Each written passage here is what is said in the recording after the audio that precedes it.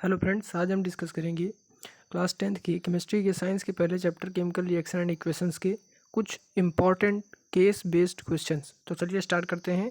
हमारा पहला क्वेश्चन है जिसमें हमें एक पैराग्राफ दिया हुआ है और हमें इसको पढ़ करके इसके आंसर्स को देने हैं। तो चलिए पढ़ते हैं। पहले लिखा हुआ है, in decomposition reaction a single reactant break down to form two और मोर प्रोडक्ट्स। यानी कि डीकम्पोजिशन रिएक्शन में जैसा कि हमें पता है कि एक सिंगल रिएक्टेंट दो या दो से ज़्यादा कंपाउंड्स में ब्रेक होता है। Decomposition reaction is opposite to combination reaction. Yes, and we also know that decomposition reaction जो होती है कम्बिनेशन रिएक्शन का उल्टा होती है, अपोजिट। यानी कम्बिनेशन रिएक्शन में दो या दो से ज़्यादा कंपाउंड्स कंबाइन होते हैं, एक सिंगल प्रोडक्ट बनाते हैं। और डीकम्पोजिशन में एक सिंगल प्रोडक्ट क्या होता है, दो या दो से ज़्यादा कंपाउंड्स में ब्रेक होता है। Thermal decomposition reaction use energy in the form of heat and for decomposition of reactants. Thermal decomposition, thermal मतलब होता है हीट। तो जो थर्मल डीकम्पोजिशन रिएक्शन होती है वो हीट के फॉर्म में, यानी हीट वो सनलाइट की भी हो सकती है और वो हीट बाहर से भी, एक्सटर्नल हीट किसी भी तरीके से दी जा सकती है। इस तरह से जो थर्मल डीकम्पोजिशन रिएक्शन होती है इनमें हीट की ज़रूरत होती है रिएक्टेंट्स को ब्रेक करने पे, जिससे कि ब्रेक हो जाए वो दो या दो से ज़्यादा कंपाउंड्स में। और इलेक्ट्रोलाइटिक डीकम्पोजिशन रिएक्शन क्या होता है, इसमें इलेक्ट्रिसिटी दी जाती है जो रिएक्टेंट होता है उसको ब्रेक करने में, तो इसे इलेक्ट्रोलाइटिक डीकम्पोजिशन रिएक्शन कहा जाता है। वही लिखा हुआ है, electrolytic decomposition reaction involve the use of electric energy for the decomposition of reactant molecule. Photolysis और photochemical decomposition involve the use of light energy for the purpose of decomposition. और जो फोटोलिसिस, फोटो मतलब light, lysis मतलब break down, तो जो lights की presence में break down होता है सनलाइट की प्रेजेंस में, वो सनलाइट को यूज करता है किस पर्पज़ के लिए, डीकम्पोजिशन के लिए। तो हमारा पहला क्वेश्चन इसी पैराग्राफ से बेस्ड है, which of the following reaction is decomposition reaction. हमें बताना है कि इनमें से कौन सी रिएक्शन डीकम्पोजिशन रिएक्शन है। तो इसमें पहला है ए, NaOH plus HCl gives NaCl plus H2O। दूसरा ऑप्शन है NH4CNO गिव्स H2NCONH2। तीसरा ऑप्शन है 2KClO3 gives 2KCl plus 3O2। और चौथा ऑप्शन है H2 plus I2 gives 2HI। तो यहाँ पर जो पहला क्वेश्चन है, जो पहला ऑप्शन दिया गया है, उस पहले ऑप्शन में क्या है कि इसमें हमें दो रिएक्टेंट्स दिए गए हैं जहाँ पर जो Na है वो हाइड्रोजन को डिस्प्लेस कर रहा है।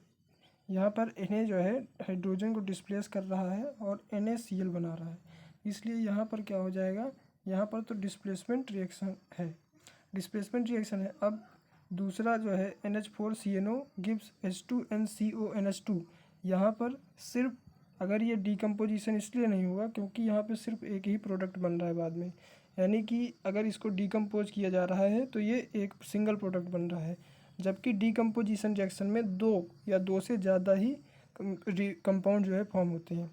और तीसरा है 2KClO3 gives 2KCl plus 3O2।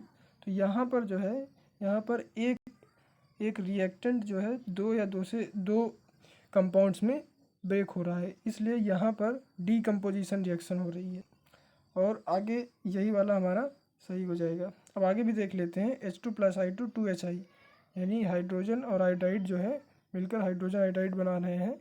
यहाँ पर क्या हो रहा है, यहाँ पर दो रिएक्टेंट्स मिल करके कोई एक सिंगल कंपाउंड फॉर्म कर रहे हैं, तो यहाँ पर कंबाइन हो रहा है ना, कम्बिनेशन रिएक्शन हो रही है। ठीक, तो अगला क्वेश्चन देखते हैं। अगला क्वेश्चन यहाँ पर दिया गया है, PbNO3 का होल ट्वाइस यानी lead nitrate gives PbO plus Na plus O2। What is Na in the given reaction. यानी जब हम लेड नाइट्रेट को डिकम्पोज करते हैं तो वो देता है lead oxide plus Na plus O2। तो हमें बताना है कि यहाँ पे Na क्या होगा। तो जब हम लेड नाइट्रेट को डिकम्पोज करते हैं तो लेड ऑक्साइड निकलती है और साथ में नाइट्रोजन डाइऑक्साइड निकलती है और ऑक्सीजन गैस निकलती है। तो यहाँ पर बी ऑप्शन सही हो जाएगा और बी ऑप्शन पे हम टिक कर देंगे। अगला क्वेश्चन देखेंगे। अगला क्वेश्चन है, amino acid is formed by decomposition of which component of our diet. हम जो डाइट लेते हैं उनमें से अमीनो एसिड का जो डीकम्पोजिशन होता है वो किससे होता है, यानी अमीनो एसिड किसका फॉर्म किससे बनता है। तो ये हमें पता है प्रोटीन से अमीनो एसिड फॉर्म होता है, तो ऑप्शन सी इसका सही हो जाएगा, यानी प्रोटीन। अब अगले क्वेश्चन में देखते हैं, silver chloride and exposure to sunlight for a long duration turns grey due to. ये जो सिल्वर क्लोराइड होता है अगर हम उसको सनलाइट पे रख दें तो कुछ देर बाद उसका कलर ग्रे हो जाता है। वो इसलिए होता है क्योंकि, अब वही हमें रीजन यहाँ पे बताना है। पहला option the formation of silver by decomposition of silver chloride, option second है sublimation of silver chloride, third है decomposition of chlorine gas from silver chloride, fourth है ऑक्सीडेशन ऑफ सिल्वर क्लोराइड। तो यहाँ पर जो फॉर्मेशन होता है सिल्वर और ऑक्सीजन का फॉर्मेशन, ये बताया गया है कि formation of silver by decomposition of silver chloride. तो हम सिल्वर क्लोराइड का सनलाइट की प्रेजेंस में डीकम्पोजिशन ही तो करा रहे होते हैं, इसलिए डीकम्पोजिशन रिएक्शन यहाँ पर सिल्वर क्लोराइड जो है वो सिल्वर पे और क्लोरीन गैस में ब्रेक हो जाते हैं।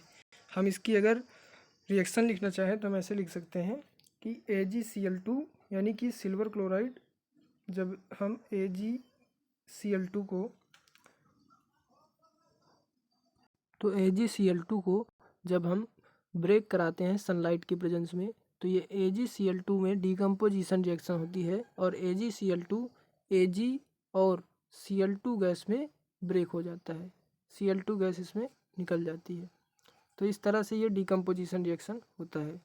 तो इसलिए इसमें पहला ऑप्शन जो है वो सही हो जाएगा कि formation of silver chloride, silver by decomposition of silver chloride, यानी सिल्वर क्लोराइड का जब हम डीकम्पोजिशन कराते हैं तो सिल्वर और क्लोरीन गैस निकलती हैं।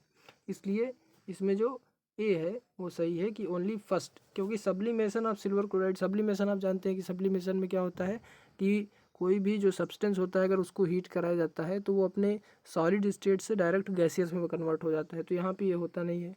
तीसरा ऑप्शन है decomposition of chlorine gas, chlorine gas का डीकम्पोजिशन नहीं होता है यहाँ पे सिल्वर क्लोराइड का डीकम्पोजिशन होता है।